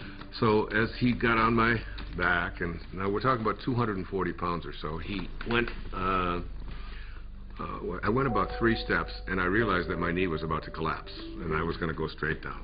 And I had a quick vision of what the newspapers and the CC Daily News were going to say the next morning. Spiritual teacher collapses, bottom of the stairs, 40 people dead. You know, it was like... And so as my knee started to go down, at that moment, I saw a vision of St. Francis. I had a vision of what he would look like, and he didn't say a word. It was very, very quick, and he just went like this with his hands. In other words, stand up. And suddenly, and I had the fragrance of roses was in there, the same fragrance that I had, remember in the story I told you, in that quantum moment when I had that, the same kind of thing. And I stood up, and I started walking up the steps with him, and my knee just suddenly righted itself. It was fine. Not only did it right itself, but I suddenly had like a burst of energy like I've never had before. And I started walking faster with him on my back. Then I started running. And I ran up all of the stairs. My wife was waiting at the top, and she said, "What happened to you, and what are you doing? And everybody else is out of breath." And I said, I had a miracle. I just don't know what happened. And I realized that my knee didn't hurt anymore at all, and I wasn't limping, and I had no pain in it at all. By the way, I've never had any surgery and anything ever done to this knee. It was a healing that had taken place in that moment.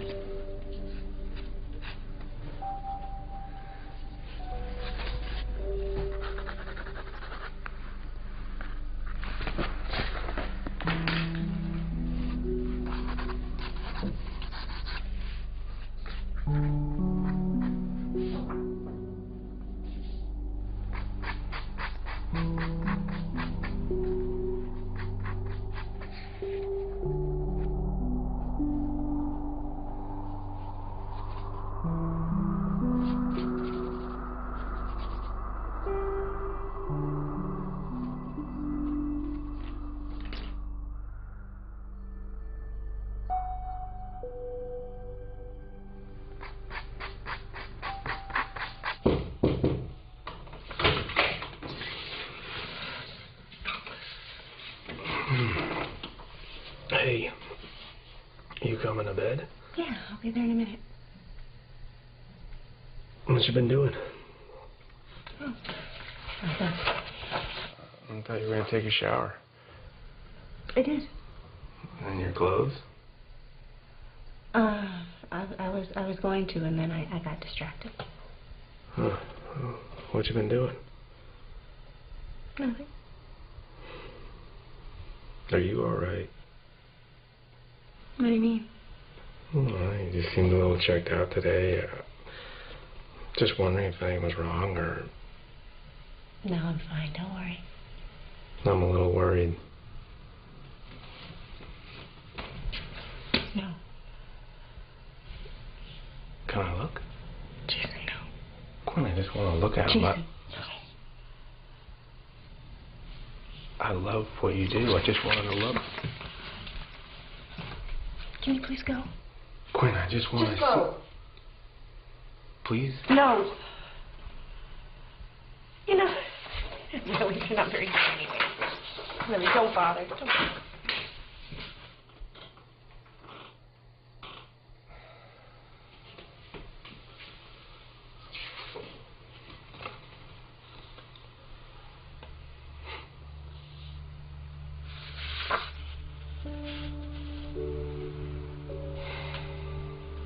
Later on, I started to talk about this miracle, but the thing that I did was, when people would ask me, why do you think it happened to you? I would always say, well, why not? I mean, I'm Wayne Dyer, after all. And I've written an entire book about him, and he... I deserve a miracle. Yeah, and it was like, and I really believed that it was like a special sort of thing that came to me. That's what happens, you know, when you get your ego involved in it. And what happened in that moment is that I totally forgot my ego. It wasn't that I'm so grand and so spiritual or that I'm so special. My instantaneous reaction to what John needed was to just reach out to him, and that's when the miracle occurred. In one moment, without thinking, I reached out to a fellow human being in need and forgot about myself. And it was almost as if the door opened, the teachers found me and said, here it is. The best way to have those doors open is to forget about yourself and to reach out and serve. It's always about serving. It's, you know, one of the mistakes so many people make is they just think, well, I'm just going to attract what I want into my life. And one of the things that I really profoundly believe in, you do not attract what you want. You attract what you are. What you are. I would have been too shy. I'm such such an earnest guy, I would have no further things to say. We ran such different circles, my baby, diagram different lines. Now we gaze at the moon out the window. Denise. Sorry, I'm so sorry. I should never have said this. Hey, look at me. It's okay. No, it's not okay. It's not okay. Everything's going to No, be okay. I Everything's didn't. going to be fine. No, you didn't do anything. I knew you felt it. I did this more than you. Listen to me. I'm sorry. I love you. I love you so much. You're gonna be okay. Must have been our time. We found true love while staying at home.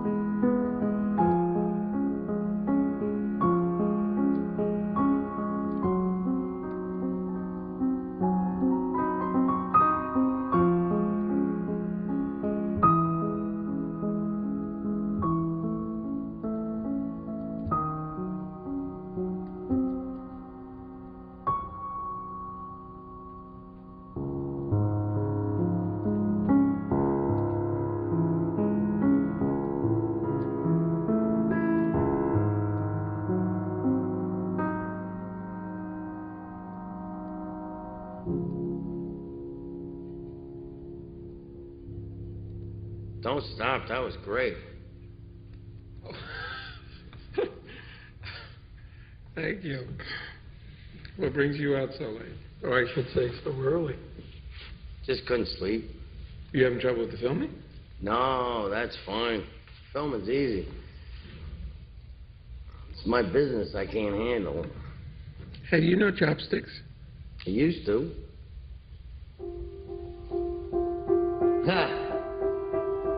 Makes me think of being a kid. When I was idealistic. Back when I thought I'd make a name for myself. Oh, hey, don't say that. You have a name. More like a household name. More like Scorsese or Tarantino. Well, hang in there. Anything can happen. Why does it have to be so hard? One minute I have the funding to make my movie, the next I don't. Can't get the money without the talent, can't get the talent without the money. And then they pulled it all out from under me. I don't own it anymore. Seriously thinking career change. That's a good sign. What is? You're giving up. That's good. How do you figure? You can't force these things. Right. And again with the magic thing. What's the magic? What's that? You know, I don't know why I'm telling this to the janitor or whatever you are. I do a lot of things around here. Believe me. Play a damn good piano, though. You should think about doing that full time. Well, for a while I thought I would. Yeah, what happened? Well, I started playing when I was very young. I was a natural. And then I got older, and I became more aware of people watching me play. And then I started to play more for them than for myself. And then I got very scared that I would disappoint them. So I did. Did what? I disappointed everybody. I would be very clever. I'd go to a recital and I would just play a couple of wrong notes on purpose as a test to see if they would still love me the same way. And basically they didn't. It was a long time before I touched a piano. It was just it's crazy when I think of how much I enjoy playing. Yeah, I was just thinking that. This would sit for years. I wouldn't touch it. I wouldn't even notice it. But you're a piano player. I don't get it. You don't get that? How could you ignore what's right in front of you? Busy doing other things. You should understand it. What? That way. Yeah. Hold that thought. You hear that? I don't hear anything. Listen. Listen.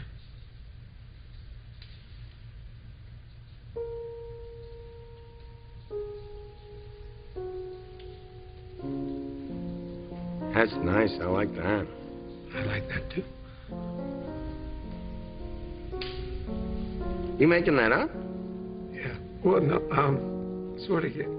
Sort of, yeah, mostly no. What? It's just something I could do. Make music, you mean? No, I can't. And you're a good faker. Yes, I'm just listening. Listening. I listen. And then I just play what I hear. I'm not making it up at all. It makes itself up. Makes itself. Exactly. I just play. Sometimes all you gotta do is just show up, pay attention, and music happens. Your music happens.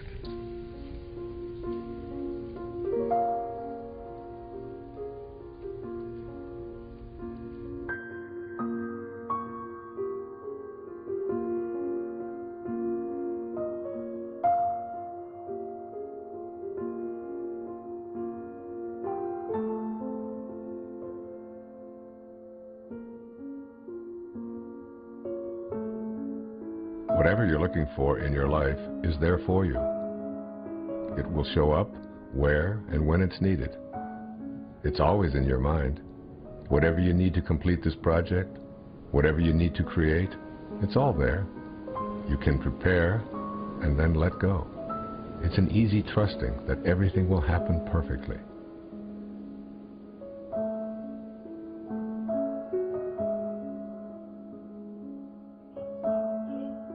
Bend forward to your lower spine. Bend your knees. Place your hands on the floor. Move your hips up and down. Right, left, right, left, right, left, right, left. Get your You know lower what? spine. I can't shoot it from here. No? No, there's tint. Oh, but we really need something for B-roll. We don't have anything. I'm not the director. I don't know what David wants. Where is he anyway? He's probably sleeping off a hangover. Well, I gotta go in. I can't shoot it from out here. Oh, great. Go in. Go do that. You're not coming with me. Me? I'm not going in there. It's like 200 degrees in there. Okay. And what about you? No way, Jose. I had better get a bump for this. Mm-hmm. You're my hero. Okay. You guys suck.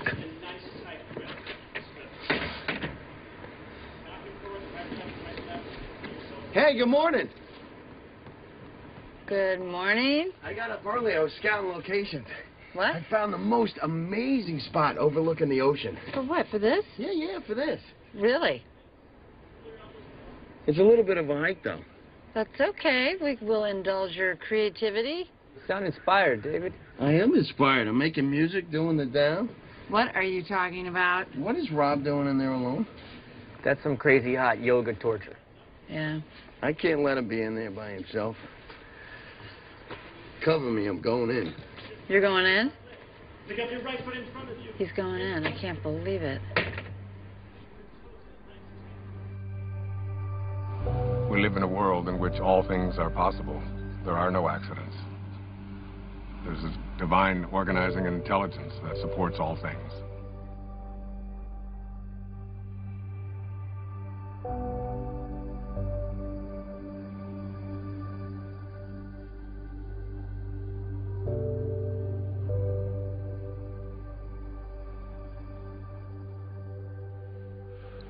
I think you have to get to the place where you're no longer focused just on yourself.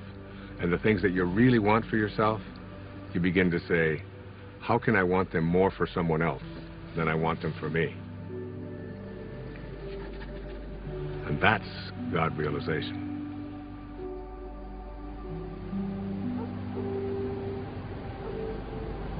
One of the things that happens when you move away from ego is that you move from a sense of entitlement to a sense of humility.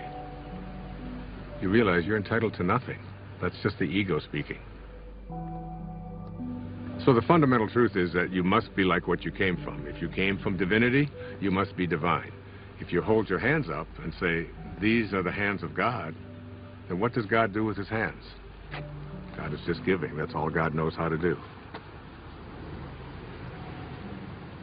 Hi. How are you this morning? Better than yesterday. That's a good way to be. Not better than anybody else, just better than you used to be. Hey, I was wondering, is there a place around here where I could actually buy some flowers? I wanted to bring some back for my wife. I can let you have some of these if you want. Really? Yeah. I mean, they're not fancy like you get in a flower shop. They're just indigenous roses. A little more rustic. I think my wife might actually like that. Hey, now, let me help you. Cut just above the leafy part there, and above the leafy part, and try to do it on an angle. Hey, there you go. Good. Can you tell I've never done this before? Not much of a gardener? I usually pay people to do my gardening. People who actually know what they're doing, like you. Yeah, well, I get a lot of satisfaction out of it. I've never really seen the value in flowers, I guess. Don't you ever send your wife flowers? No. Oh, that sounds bad. It's a new day. Yes, it is. You know, there are over 200 species under the genus Rosa. And there's a rose database that has, I think it was over 6,000 variations of roses. Seems almost excessive. Here. Thank you very much. Can I give you a tip? No, thank you. You sure? It's okay. Well, I'll be sure to tell the owner of this place what a great staff he has. You just did. You? You're the owner. No, I really am. I apologize. I thought you were just the gardener. That's an easy mistake to make. I saw you watering the plants. Plants need to be watered. Yes, they do. Thanks again.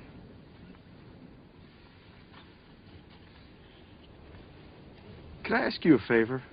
Yeah, sure.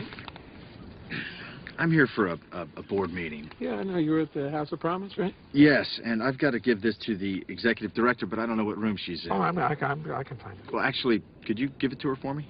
Yeah, sure. Is it important? No, it's just some papers. Okay, yeah. And if you could give it to her this afternoon, after I've left. Yeah, I can do that. Appreciate it.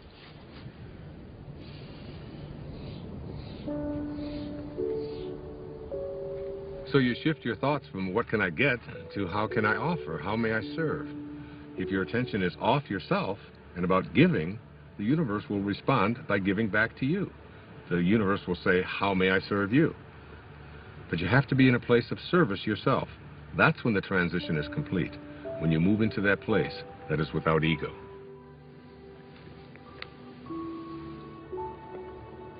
Hey there. Hi. Missed you yesterday. Had a great game. Yeah, got stuck in town. Yeah, I understand. Things come up. Yes, they do. How'd the meeting go? Nothing changed. They still need the money. But once they get the money, we'll see who gets the contract.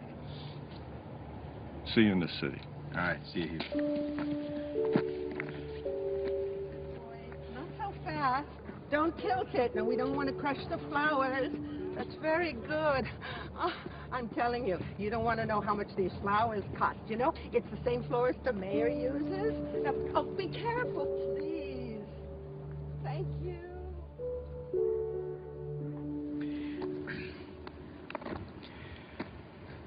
How about the name Rose if it's a girl?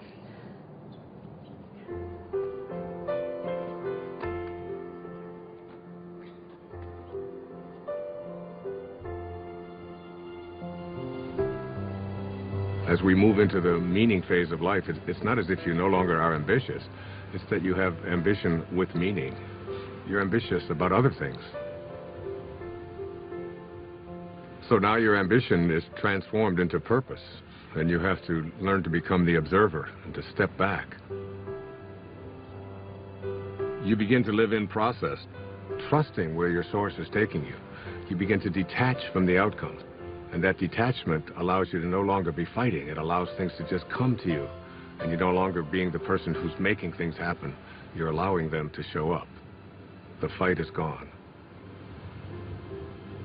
So I get asked over and over again, is there a purpose to the ego? And my reaction to that is it's just not worth defending. The ego is the thing that is the false self. And when you're defending it, you're defending an illusion. You're defending something that really isn't who you are. Your authentic self is way beyond the ego. Every one of us knows that we came here with music to play. And yet we have a tendency to believe that we are separate entities and that we have to fit in, and that's our role in life. And none of that is true. The shift can happen in many ways. It can be just a comment. It can be a coincidence that occurs, a particular event that you weren't expecting. It can be anything at all. But the result is always the same.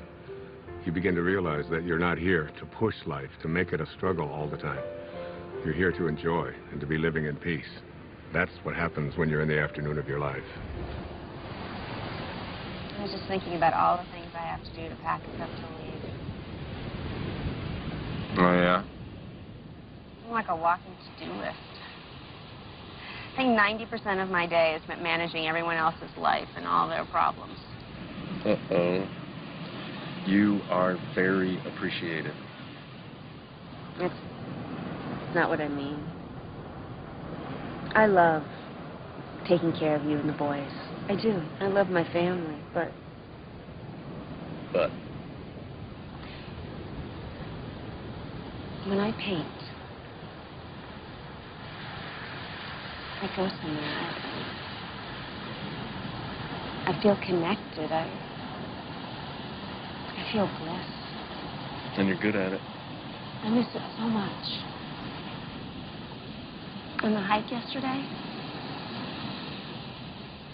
and Jack told me that I don't paint. I realize that my own children have no idea who I am. They don't even know what I do.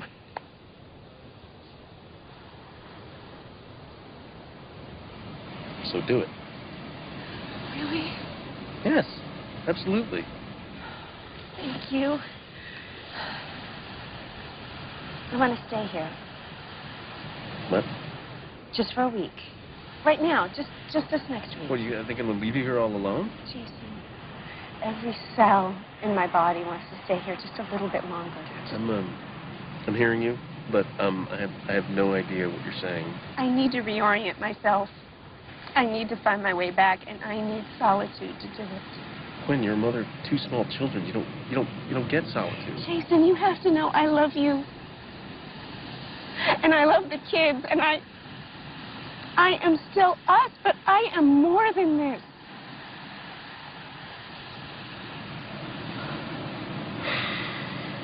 Okay. There's just one problem. See, I don't know how to do what you do. You'll be great. It's just for a week. You'll survive. And then we go back to normal. I don't know about that. Oh, you're good at this. Oh, that's not fair. You know what you're going to get good at? What? Laundry. I see lots of laundry in your future. That's great. That's great.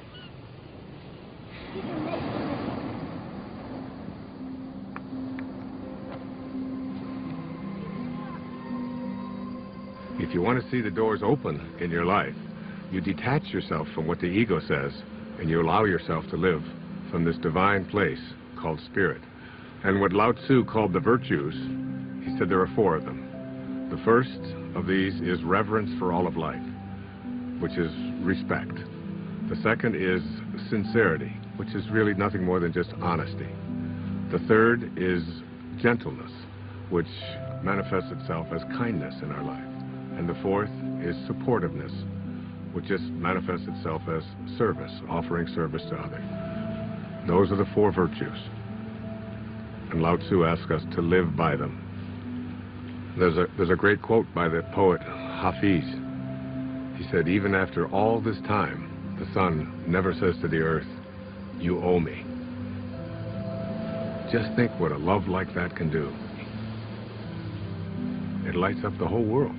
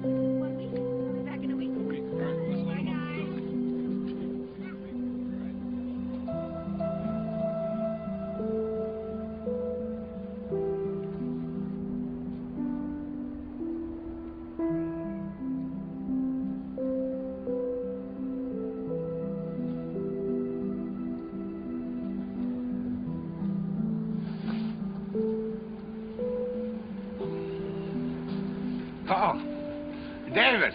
Hey. Hi. How you doing? So did you get everything you need? I think I got even more than that. Really? I'm actually inspired. I was looking at some of the footage. I'd love to do something with these interviews, something creative. Like what? Well, this place.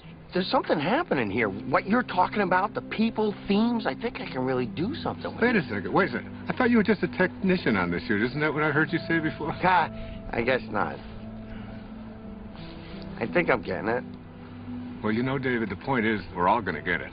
Ultimately, we're all going to get it. There's a great line from A Course in Miracles where Jesus says, if you want to be like me, knowing that we are alike, I will help you.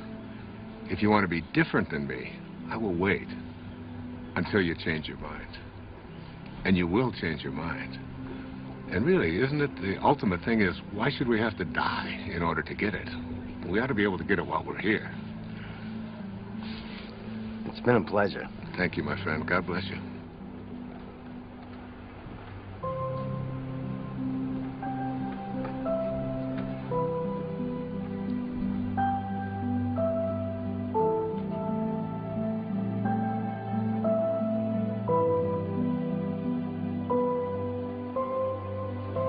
Nobody needs to ask the question, what is my purpose?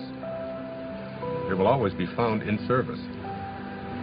If you can just for one day put your attention on making life better for someone else, if you can focus on thinking like that, that's how God thinks. It's an ancient concept, but it's still relevant. To touch someone's life is more valuable than any amount of money. My friend Byron Katie says, to believe that you need what you don't have is the definition of insanity. That you can't be fulfilled until you get all these things, that's an illusion. Really, you don't need anything more. It doesn't matter what it is you do. You could be a cab driver, a teacher, a factory worker, a manager. What matters is that you put your attention on how may I serve. Think of the people you go to, whoever you are in your path. You can run an entire business this way. not being attached to outcome, putting attention on service. Your life becomes about living those virtues. How can I serve? How can I be gentle? How can I be reverent? Thinking like that means you're living in meaning. The messages of the morning are about what you can and can't do, about how society defines you. But in the afternoon, after the shift, it's about connecting to an energy that's taking care of everything, and we're all just being done. Try to stop yourself from breathing, from your fingernails growing. Living the virtues is all we need to do. The truth is, I feel something else is in charge of all of this. So it's really about surrendering to it. Surrendering to something that is bigger than you, that you are connected to, and that's really in control of everything.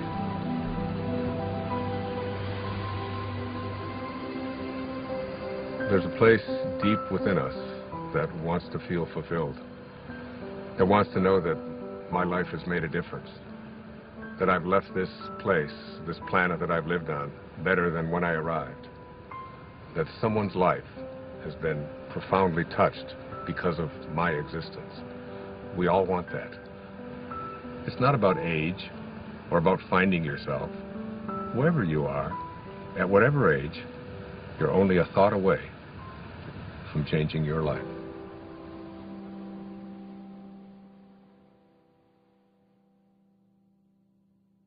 This is not a race. You don't have to run.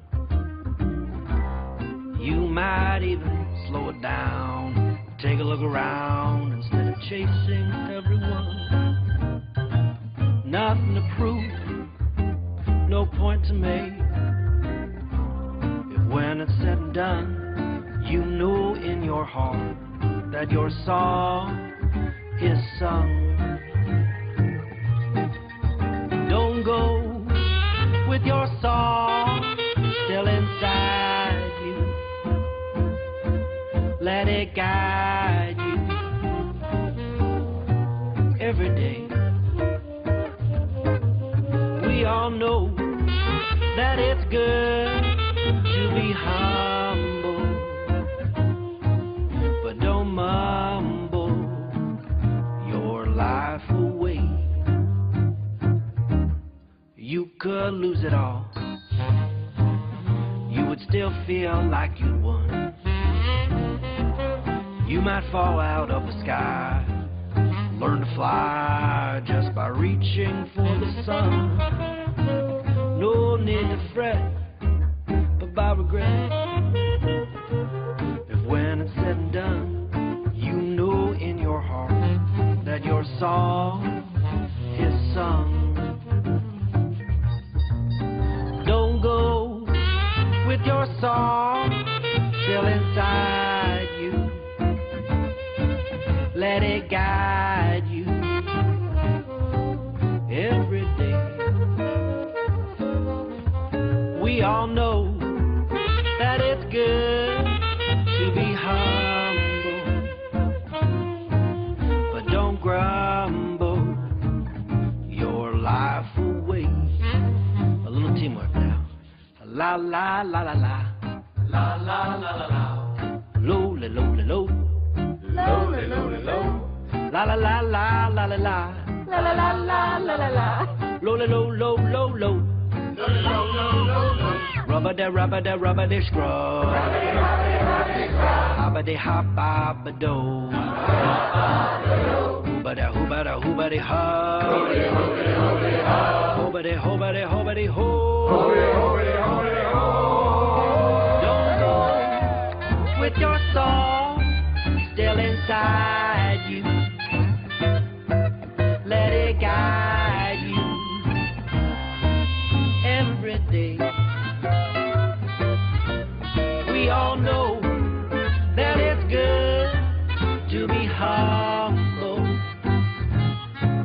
but don't fumble, don't grumble, don't mumble your life away.